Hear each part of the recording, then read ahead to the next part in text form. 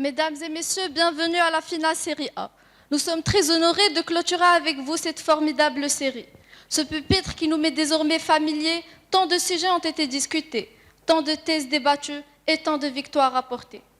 Depuis maintenant 3 siècles, une querelle sans fin oppose ceux qui considèrent que l'homme est bon par nature et qu'il ne devient violent que contraint par la société et que c'est la vie sociale qui creuse les inégalités qui peuvent conduire à la violence. D'autres, en revanche, pensent que l'homme est un loup pour l'homme et qu'il a depuis toujours le mauvais rôle. Peut-on alors soutenir que l'homme est un criminel par nature et non à cause de la société? Ou est-ce que la vie sociale n'est-elle pas au contraire la source de la violence de l'homme? Peut-on arriver au bout de la contradiction qui oppose ces deux thèses? C'est ce que nous allons découvrir durant ce débat qui propose un sujet comme suit. La société prépare le crime, le criminel ne fait que le commettre. Mesdames et messieurs, il est temps maintenant de lancer ce débat et d'écouter les deux équipes qui vont chacune défendre leur thèse. Veuillez accueillir chaleureusement nos élèves de la 2e année Eco 3, Rim Saïlan, Merbouhi Abdallah, Dohar Dad et Marwa Souhey. Et les élèves de la sciences physique 5, Yousra Al-Alawi, Rita Ramzi, Taït Al-Himer et Youssef Al-Idrissi Bougrine. Notre jury d'aujourd'hui se compose de Madame L'Iraqi, Madame Amziane, Madame Simari et Monsieur Nizar. Je tiens à vous rappeler les règles du débat. 2 interventions successives de la même équipe ne doivent pas avoir lieu. Il faut respecter le temps réparti pour chaque équipe 15 minutes. Les interventions doivent durer 1 minute au minimum. Prière à nos chers débatteurs de ne pas toucher le pupitre, le micro et tout matériel commun susceptible d'entraver les mesures sécuritaires prises par l'établissement. Et pour finir, les interventions doivent se faire de manière correcte, évitant toute vulgarité, sarcasme déplacé ou autre forme d'irrespect. Et pour l'audience, elle est tenue de respecter les débatteurs ainsi que les mesures sécuritaires mises en application. Pour ce faire, il faut respecter les règles ci-après. Maintenir la distanciation physique, le silence, le calme et le respect dans la salle. Garder son masque en tout temps. N'applaudir qu'à la fin de chaque intervention de manière courtoise, en évitant les sifflements, les hurlements et toute autre forme d'irrespect. Ne pas monter sur scène à la fin du débat. Interdiction d'utiliser les téléphones portables. J'appelle monsieur le directeur pour tirer au sort l'équipe qui débutera.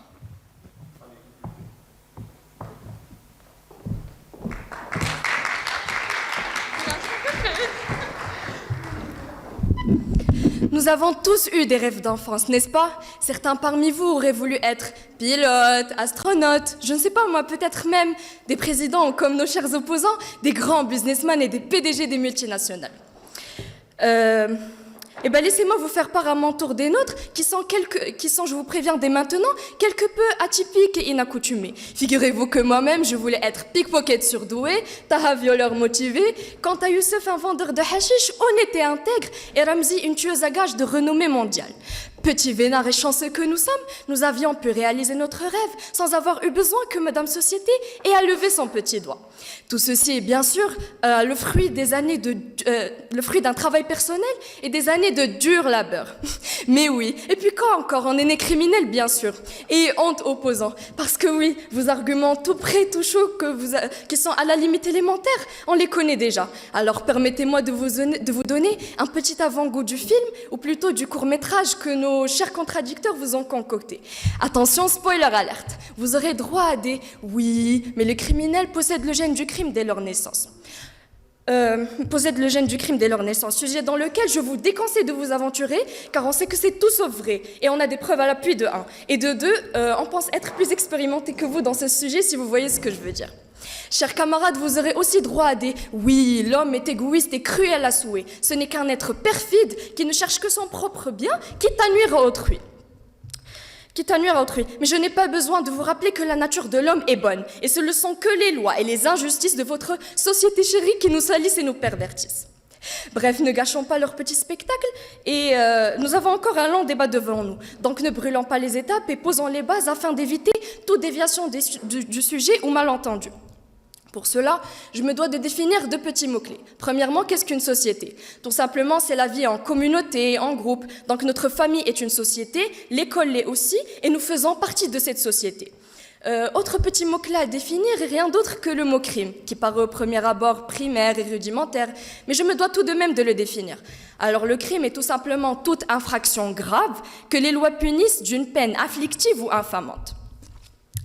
Donc, chers opposants, ne venez pas me dire que l'homme avec un grand H vient tout simplement de son plein gré enfreindre les lois juste pour embêter le monde. Mais qui sait, peut-être que je tiens des propos sans fondement qui n'ont ni queue ni tête. Dans ce cas, allez-y, chers opposants, faites-nous part de votre puits de connaissances et montrez-nous comment l'homme peut devenir criminel sans l'intervention ni de l'environnement dans lequel il vit, ni de la société à laquelle il appartient. Et puis, ne vous inquiétez pas, de notre part, nous ne serons ni radins, ni avares ni vos arguments. Merci.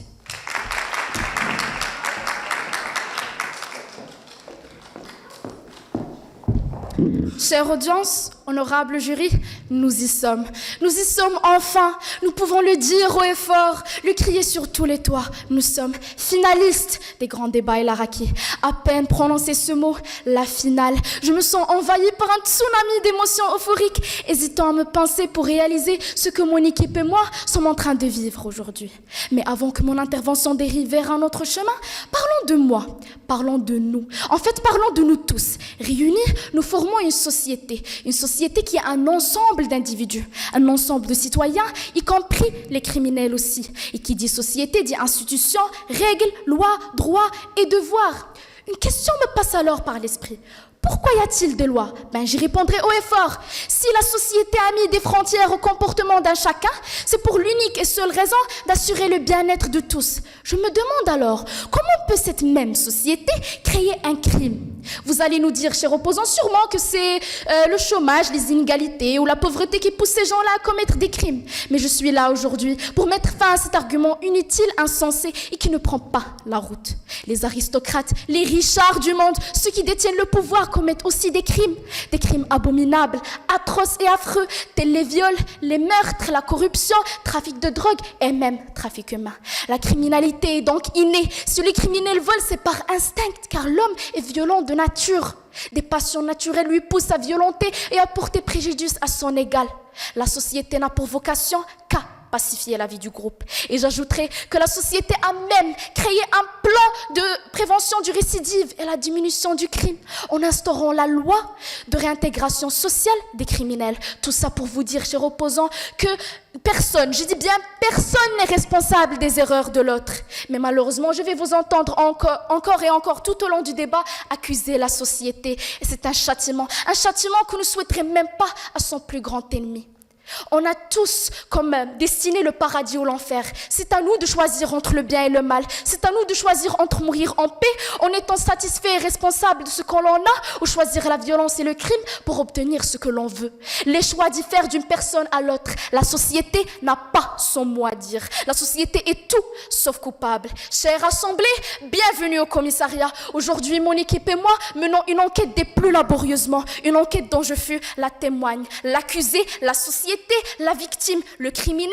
Je céderai alors la parole à chacun de l'unité territoriale qui prouveront tout au long du débat que la société est innocente. Merci.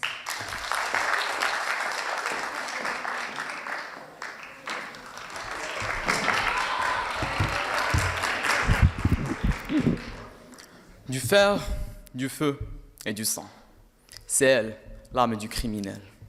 Triomphante, elle crie à mort. Courage misérable souffrant.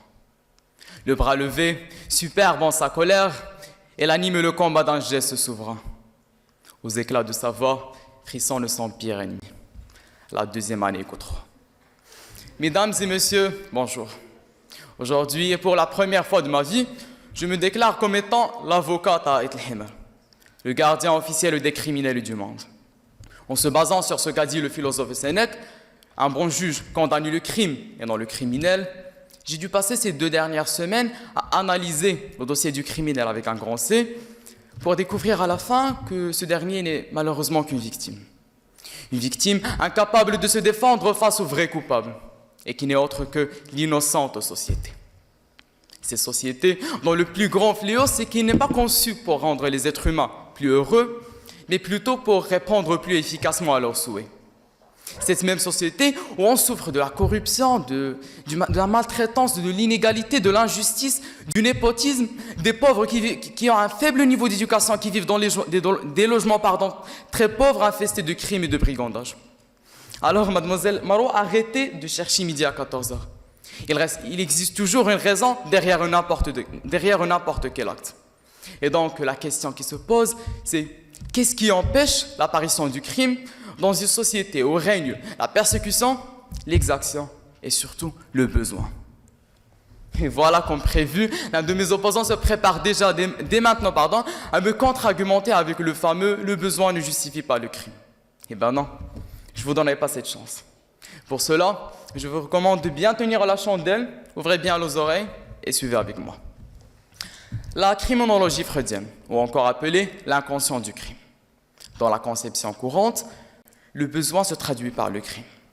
Et donc Freud adopte le fameux dicton « changer un cheval borgne par un cheval aveugle », et qui signifie écarter sa propre solution plus ou moins imparfaite par une autre solution certainement plus catastrophique. Je vous donne un petit exemple. Prenons une société où règne la pauvreté. Cette pauvreté va créer du besoin, et ce besoin donnera naissance aux criminels. Que faire? La société se débarrassera de ces criminels, mais la pauvreté persiste. Et donc cette même pauvreté va encore créer du besoin et qui donnera encore naissance à des criminels. Comme ça, on assiste à un cycle infini. Tant que la société crée du besoin, il y aura toujours du crime. Deux concepts conjoints, indissociables et synchrones. Et si j'ose aller au-delà de la criminologie freudienne, je dirais que non seulement la société est la cause du crime, mais plutôt elle donne naissance à des criminels. Je donne comme exemple Andriana Alisha, une criminelle de 26 ans, coupable de l'assassinat de 14 hommes. Une petite enquête s'est lancée et le résultat était comme suit. Andriana Alisha est abandonnée par ses parents à l'âge de 4 mois. À cause de cette monstrueuse société, ce petit ange a vécu du viol et de l'harcèlement pour chaque bout de pain pendant une dizaine d'années. Je ne sais même pas si j'ai le droit de parler d'une enfance car ça me paraît plutôt comme un enfer. Un cauchemar éternel que Alisha a dû survivre jour après jour tout au long de sa vie.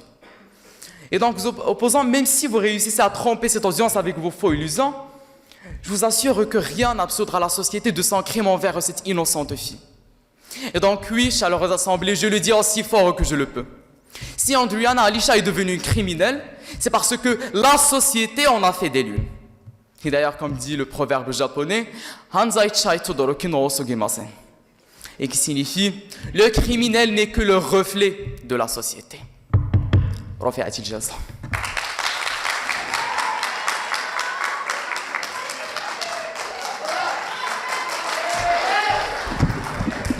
Tout d'abord, ne vous inquiétez pas, chers opposants, parce que nous n'allons pas parler d'égoïsme, nous n'allons pas parler des gènes. Vous êtes la bienvenue à assister à notre débat. Et sentez-vous confortable. Chers camarades, honorable jury, monsieur le directeur, bonjour. Vous allez sûrement me demander, mais qui es-tu pour nous dire tout cela? Permettez-moi de me présenter. Je suis le détective Merbouhi, Abdullah Merbouhi. Hier encore, je venais de rejoindre l'établissement l'Iraqi. Mais cette hier qui pour moi ne date pas de très longtemps, revient de 12 ans en arrière. 12 ans. Ah oui, comme l'a dit Marie Newton, la vie passe comme un torrent d'eau qui coule toujours, mais qui ne s'arrête jamais.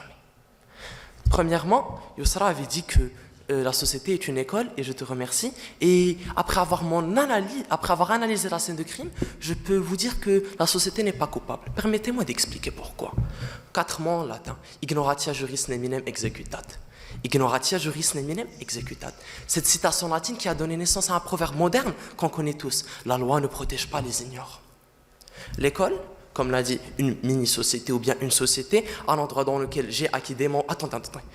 Un endroit dans lequel nous avons acquis, dès notre plus jeune âge, des grandes valeurs humaines, et ceci par l'action heureuse de ces piliers fondamentaux. Et je ne vais pas hésiter à mettre l'accent sur un de ces maçonneries, la responsabilité. Un mot dont j'ai connu le sens, le vrai sens, durant mes nombreuses alternances entre le bureau de M. Younes et le bureau de M. Hamzian, qui m'ont inculqué l'importance d'assumer la responsabilité de ces actes. Et ça me désole vraiment de voir, chers opposants, des aigles comme vous, des aigles d'El-Araki, qui fissent face à face avec la réalité. Mais ne vous inquiétez pas, honorable jury, parce que si nous sommes là ici autant que citoyens dignes et fermes, c'est grâce à notre établissement, l'établissement l'El-Araki. Donc l'école nous prépare à devenir des citoyens honnêtes, des citoyens dignes et des citoyens fermes, n'est-ce pas? En 1963, plus précisément le 13 novembre 1963, le Dahir numéro 163071 a vu jour. Et cela grâce à Sa Majesté le roi Hassan II, que son âme repose en paix.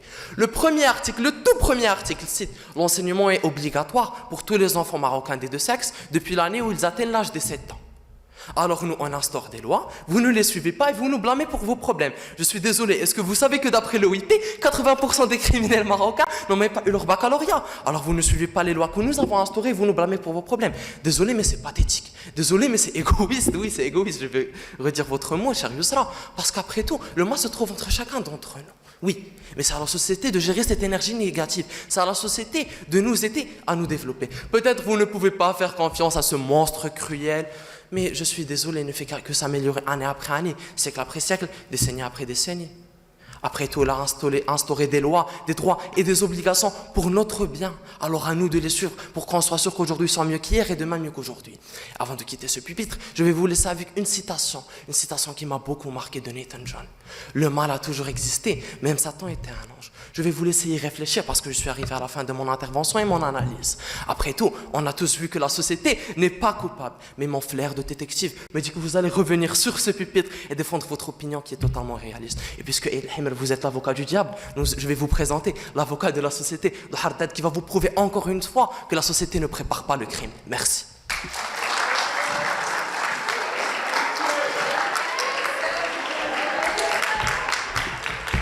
Mais oui, cher Abdullah, c'est pour ça que tu es dans une école privée, non pas dans une école publique. J'aurais bien aimé savoir que tu vas devenir dans une école publique. Mais bon, niveau éducation, je vais parler de ça dans ma deuxième intervention. Doha Haddad est une jeune élève de la deuxième année Éco 3. Doha a horreur de l'injustice.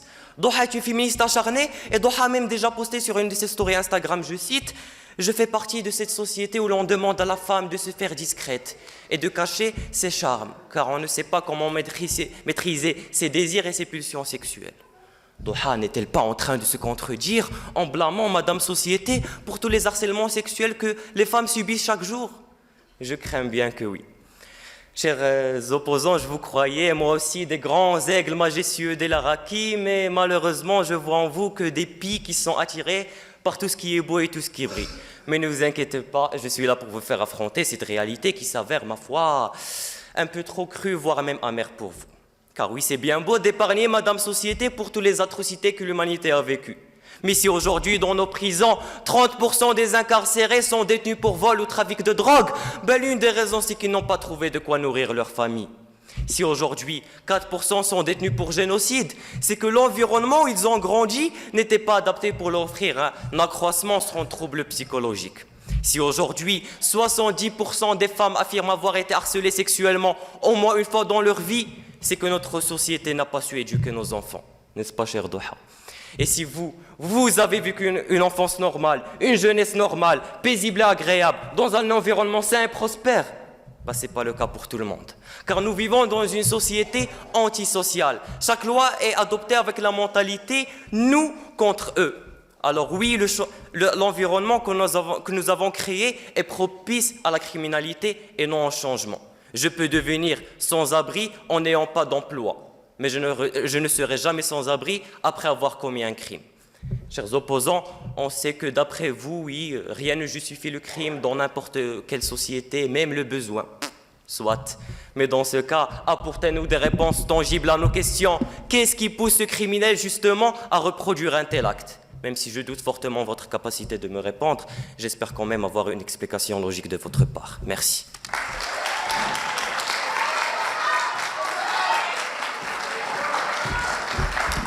Chère audience, à mon tour, je me présente. Je suis l'avocate chargée de défendre la société. Après avoir pris l'accord de ma cliente, je n'hésiterai pas à profiter de chacun des faux pas de nos chers opposants. Et ça tombe bien, nos chers adversaires ont oublié de citer leurs ressources. Mais ne vous inquiétez pas, je vais le faire à leur place. Yousra, les arguments que tu viens de citer viennent de philosophe.com. Malheureusement, tu n'es pas allé très loin pour une finale de la série A. Et Youss, c'est dommage d'être aussi pessimiste en ces jours sacrés. Ça t'empêche de voir la réalité telle qu'elle est. Il existe partout dans le monde des milliers d'associations, des âmes charitables et des aides sociales qui donnent sans rien attendre en retour. Et donc, si l'homme va mal, c'est qu'il a décidé de l'être. Bref, chère audience, pour la première fois des débats et l'Araki, mon équipe et moi avions le choix de déterminer la position qui nous convient. À notre première lecture du sujet, il nous semblait rationnel, évident et pour ne pas dire instinctif d'accuser la société. Ces sociétés qui, comme l'ont si bien dit nos chers opposants, nous répriment, nous abîment et nous périment. Mais qu'a-t-elle fait ces sociétés pour subir autant de rimes en ir péjoratifs? Et c'est à partir de cette question que notre notre esprit d'analyse et notre flair d'économiste se sont éveillés. Choisir la facilité peut-être vous encourage, chers opposants, nous, elle nous rebute. La victoire est amère quand elle est facilement obtenue. C'est pourquoi nous avons choisi la position qui, au premier abord, semble obscure. Mais après quelques minutes de réflexion, il suffit de réfléchir et de comprendre qu'il est totalement absurde de défendre la position de nos chers opposants. Je m'explique. Le criminel tue, le violeur viole, le pédophile agresse, et pour nos chers opposants, c'est la faute à qui? À la société. Donc si demain je me dirige vers vous pour dénoncer un criminel, vous me répondriez que ce n'est pas de sa faute, mais c'est là la société. Et c'est là l'un des plus grands mensonges que j'ai pu entendre en ces jours sacrés. Chère audience, l'être humain est ingrat. Sois présent pour ton ami, demain il dira que tu n'as jamais été là. Ouvre-lui ton cœur, il usera de tes faiblesses. Parle-lui de tes mots les plus profonds, il t'abandonnera et t'accusera des faits qu'il a lui-même commis. Vous l'avez compris, notre ami en question est la société. Depuis le début, nos chers opposants ne font que la critiquer, l'accuser et la rabaisser. Mais je tiens à vous rappeler que la société n'est pas le bouc émissaire des erreurs humaines. La société est simplement un nom. Je dis bien un nom qui définit la vie en groupe. Donc implicitement, la société n'a rien de moral, ça ne réfléchit pas, ça ne prend pas de décision, mais encore, ça ne prépare pas des crimes. La société nous apporte amour, altruisme et altérité. La société nous comble, nous protège et nous réchauffe. Vivez en isolement et vous mourrez de solitude. Il serait donc beaucoup plus réfléchi de votre part, chers opposants, d'accuser l'enseignement, d'accuser l'éducation, d'accuser la structure hiérarchique, mais de là à accuser toute société, y compris les enfants, les jeunes, les adultes et les retraités, vous mettez tout le monde dans le même panier et c'est honteux de votre part. L'être humain se différencie aux autres espèces par son intelligence développée et donc sa capacité à différencier entre le bien et le mal. S'il a commis un meurtre ou un délit, c'est à lui d'en assumer la responsabilité. Mais quand on ne réfléchit pas, ce qui est le cas de nos chers opposants, on aura tendance à penser que c'est l'autre le problème. On rejette alors la faute sur les autres, sur les circonstances ou encore sur la société. Mais stop, stop et stop. Arrêtez-vous 2 secondes et demandez-vous à quoi cela sert réellement de trouver un fautif. Une fois le coupable trouvé, qu'est-ce que cela vous apporte? Quand vous chercherez un coupable la prochaine fois, pensez à vite tourner la page et à chercher des solutions au lieu d'un coupable. Ça vous permettra de réaliser que la société est innocente. L'accusé, c'est commettre une injustice envers 7 milliards de personnes. Et comme a dit Himr, rufi'at al-jalsa. Merci.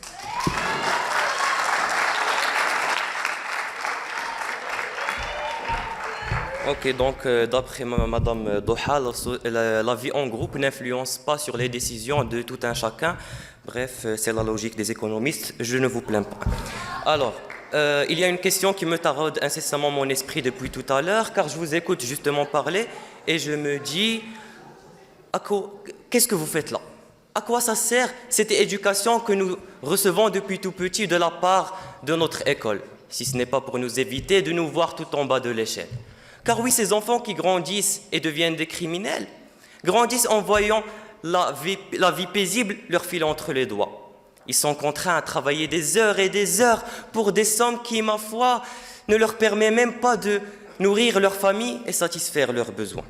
Alors, logiquement, ils préfèrent voler pour avoir une plus grande somme d'argent suffisante pour lui permettre de satisfaire ses plaisirs et nourrir sa famille, quitte à même se faire emprisonner. Merci, Madame Société.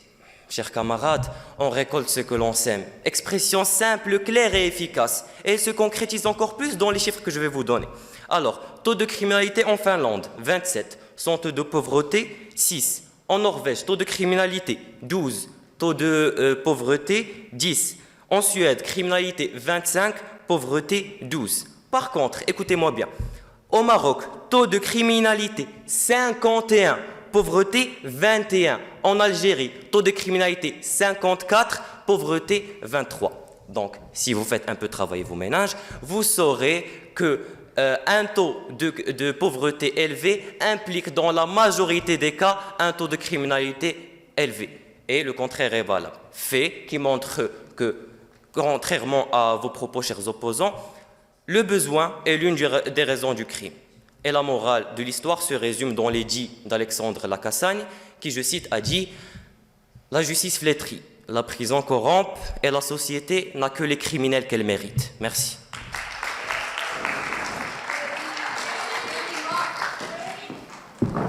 Alors d'abord, je commencerai par m'adresser à M. Youssef Idrissi.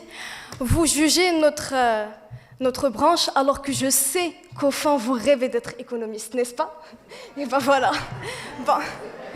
Et je voudrais aussi te dire aux États-Unis, la criminalité est de 60% et le taux de pauvreté est de 10%. Bref, chers partisans, depuis le début, vous blâmez la société et vous encouragez les jeunes à la haïr au lieu de les sensibiliser à être responsables.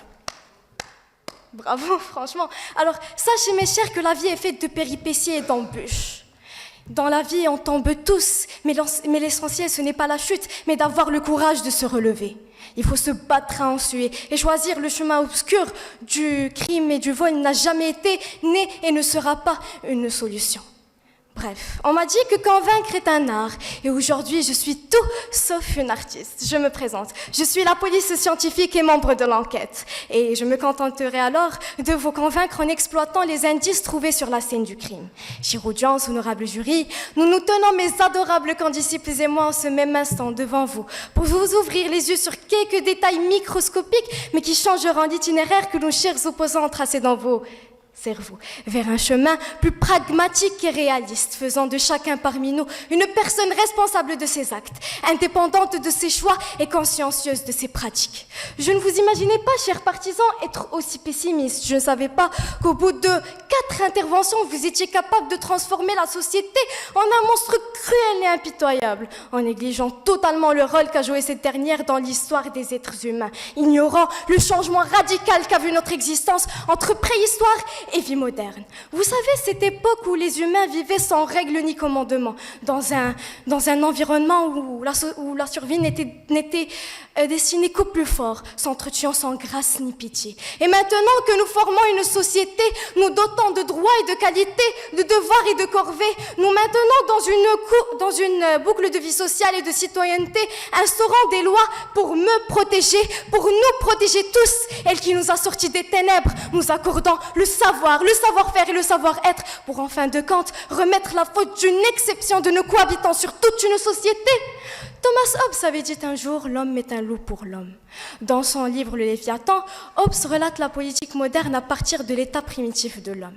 Cette ère où nos ancêtres vivaient sans aucune connaissance de la surface de la terre, aucune mesure du temps, pas d'art, pas de lettres et surtout, pas de société. La vie de l'homme était solitaire, indigente, dégoûtante, animale et brève, ce qui veut dire que l'humain est criminel de nature. Sérieusement, chers partisans, ne seriez-vous pas capable d'attaquer votre ennemi lors d'une dispute éclatante, sauf que vous vous rappelez que vous vivez dans une société qui vous offre des droits certes, mais qui s'arrête là où ceux des autres commencent. Ne seriez-vous pas capable de voler à l'œil nu, sauf que vous aurez honte, très très honte du regard de la société envers vous. Sur ces mots, j'annonce le début du procès et je cède la place au juge qui va donner le verdict final. Merci.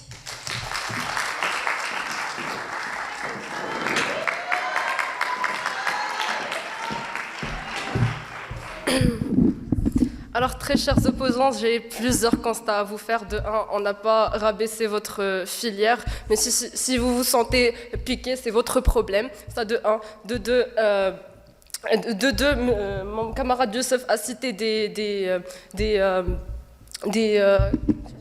indices et tu as cité des pourcentages, donc on ne peut pas comparer l'incomparable. De deux, je pense qu'il y a 12 minutes qui se sont écoulées et je pense que vous n'avez toujours pas compris notre position. Nous sommes en train de chercher la source du problème pour y trouver une solution et c'est à cause de gens comme vous que la société, le monde n'évoluera jamais et que le taux de criminalité ne baissera jamais.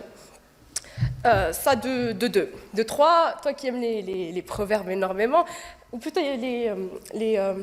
les proverbes, c'est ça. Il y a un proverbe qui dit, je cite, celui qui aime la facilité tombe facilement dans le piège des ennemis. Et je vois que vous l'adorez, cette facilité.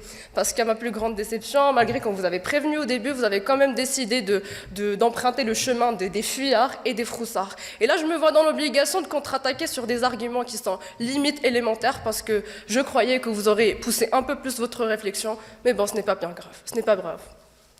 Alors attention, je ne vous traite pas de fuyard et de froussard pour vous manquer de respect, non loin de là, je vous respecte, mais c'est pour deux principales raisons. La première, c'est parce que, quoi qu'il arrive, vous n'avez pas envie d'imaginer que vous pourriez être comme eux, que vous auriez pu être de potentiels criminels, et seulement il serait peut-être temps qu'on admette que dans un contexte de vie différent, on aurait pu finir comme eux. Et je suis un peu gênée de répondre à ce genre de questions parce que c'est dérangeant de se dire que si j'avais grandi dans ce taudis, moi aussi je serais probablement, devenue barge, peut-être même avant lui. Et je sais pas, moi, peut-être que vous considérez comme des gens honnêtes, bons et intègres, et je n'en doute pas une seule seconde, mais ne venez pas me prendre pour une imbécile et me dire que vos parents n'auraient aucun problème à vous voir traîner avec des criminels ou des délinquants sous prétexte que vous n'êtes pas influençable et que vous choisissez par vous-même de devenir criminel ou non. Ça, c'était la première raison pourquoi je vous traite de fuyards et de froussards. La deuxième, c'est... Très chers amis, et la deuxième raison est d'autant plus grave parce que vous n'entendez jamais le côté des tireurs de l'histoire. Et je ne vous en veux pas parce que vous êtes des sous-produits de la société et cette dernière vous a rendu beaucoup trop partial et beaucoup trop ignorant envers les tireurs. Et c'est pour ça que vous ne ressentirez au grand jamais de sympathie et vous n'entendrez jamais comment le tireur a subi la discrimination, l'harcèlement, la violence par leur oppresseur. Et ça, c'était de 1. Alors, il faut savoir que je suis quelqu'un de passionné par la criminalité. Je pourrais vous parler de tous les types de crimes et de criminels dans le monde, mais bien sûr... Je n'ai pas assez de temps, donc il faut juste savoir qu'il y a deux types de criminels dans le monde. Il y a les criminels mentalement anormaux et les criminels normaux. Et dans les deux cas, ils deviennent ainsi à cause de l'environnement dans lequel ils grandissent. Donc j'espère vraiment qu'un jour vous vous rapprocherez de la frontière de la compréhension parce que vous en êtes très très loin, mes chers. Merci.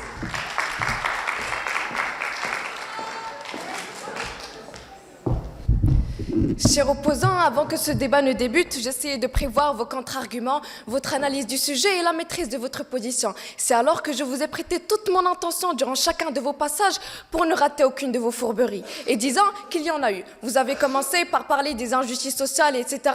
Et justement, Maroua vous a parlé dans son intervention que même les individus les plus bourgeois et gâtés par la vie commettent des crimes. Et donc, la violence est innée et non causée par la société comme vous le prétendiez. Et comme vous l'a si bien précisé, Rim, avant même la création de toute société, les crimes existaient déjà. Donc, votre premier argument s'annule. Mais qu'en est-il de vos autres arguments? À ma plus grande surprise, vous n'avez fait que tourner autour du même pot. Je cherche des arguments au milieu de votre rage et de vos haussements de voix, mais je n'en trouve pas. C'est dommage, j'aurais aimé vous citer toute la liste d'arguments que nous avions avancés, mon équipe et moi, mais au point où vous êtes, je me contenterai de continuer à prouver au jury et à l'audience la véracité de nos propos. Et en parlant de vous, chère audience, à vous j'adresse cette question. Levez vos mains si vous avez depuis votre naissance mené une vie sans problème, sans conflit ni maladie.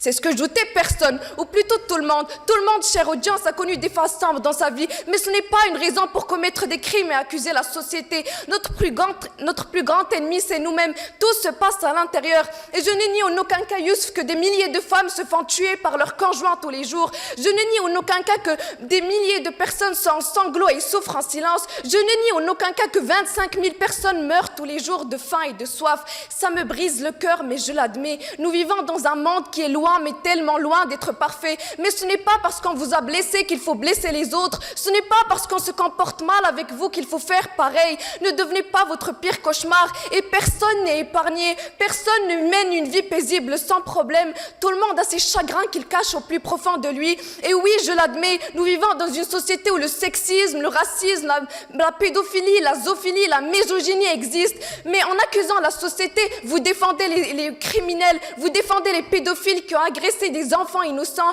vous défendez les violeurs qui ont démoli la vie de tant de jeunes filles et de petits garçons, vous défendez les kidnappeurs et les violeurs qui ont traumatisé la vie de plusieurs personnes. Chers opposants, au point où vous êtes, osez dire je me suis trompé, mettez votre fierté de côté et restez sincères envers vous-même pour l'être ensuite avec les autres. Et chère audience, je me présente, je suis la juge et vous assistez au déroulement du procès final. Après avoir mis en lumière les preuves présentées par la cour, j'annonce l'innocence de la société. Le problème, chers opposants, finalement, c'est vous et non la société. Merci.